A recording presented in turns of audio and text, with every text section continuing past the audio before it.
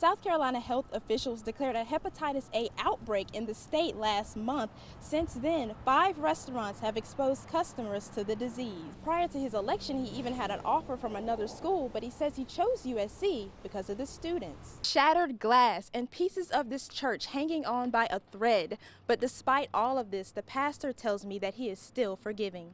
It only takes a second to lose something valuable, but one veteran is hoping someone will find it and pick it up. Witnesses say that 3 African-American men wearing all black approached the 2 victims and started shooting. Now, police do not believe that this was a random incident, but say that Hispanic men in the community could potentially be targeted. And you can see behind me just how damaging this fire was, and pieces of this family's home just lying in the charred remains. These teachers might be out for summer break, but the work is not over. They showed up today to let legislators know that they are still working to meet the goals of SC for Ed. Experts tell me that in the late evenings like this is when you'll see the most mosquitoes. And they also tell me if you're planning to be outside, try and wear light-colored clothing and always have your bug spray. A week ago, a tree tore through this family's roof, but now, thanks to community support, this family will soon return home. Once I was in the water, it was pretty scary. It was really scary. I thought I was going to drown. What started off as a peaceful boat ride with friends turned chilling when Carl Harbeth fell off a pontoon boat into the choppy waters of Lake Wateree. I stood up, the wake hit the pontoon that we're on, and I went over the edge and I hit my head on the pontoon and busted my head open right here. Harbeth held onto the boat for dear life as someone else drove it back to shore. When they finally hoisted him out of the water, his prosthetic leg didn't come with him. He lost his leg in a work accident in 2012. Since then, adjusting to life with the prosthetic leg has been difficult. I don't do what I used to do, anything like that.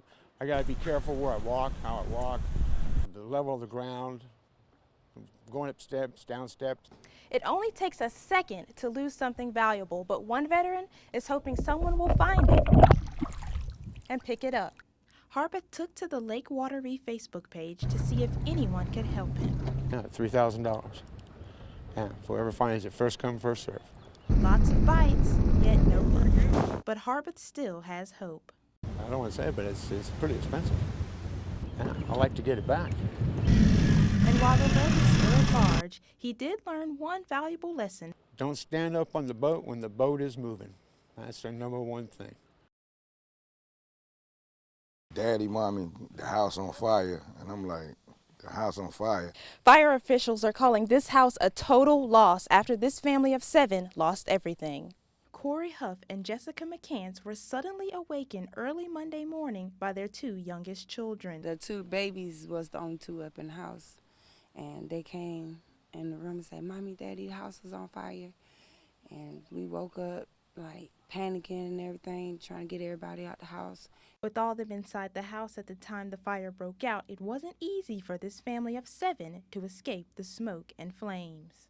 The fire just engulfed the whole house, and I got smoke in my lungs and passed out. That's when she dragged me out the house. You couldn't catch your breath and just, I mean, it's just something you don't want to live through. I mean, I thought I was dead, to tell you the truth. If it weren't for her and my kids, we all would have been dead. They say the only concern was their children. The motivation to get my kids out the house, and it's something that no parent and nobody should live through. A moment of relief, getting every loved one out. I just look at them and thank God they're here. I mean, the stuff in there can be replaced. My kids can't. The place they called home now left with charred remains, but this family looks forward. Try to rebuild our life, that's all. Yeah. Start from the bottom and try to just rebuild it back up. The fire marshal is still investigating the cause of this fire, but you can help this family out by visiting our website at WISTV.com. From Kershaw County, Kennedi Harris, WIS News 10. Shattered glass and pieces of this church hanging on by a thread. But despite all of this, the pastor tells me that he is still forgiving.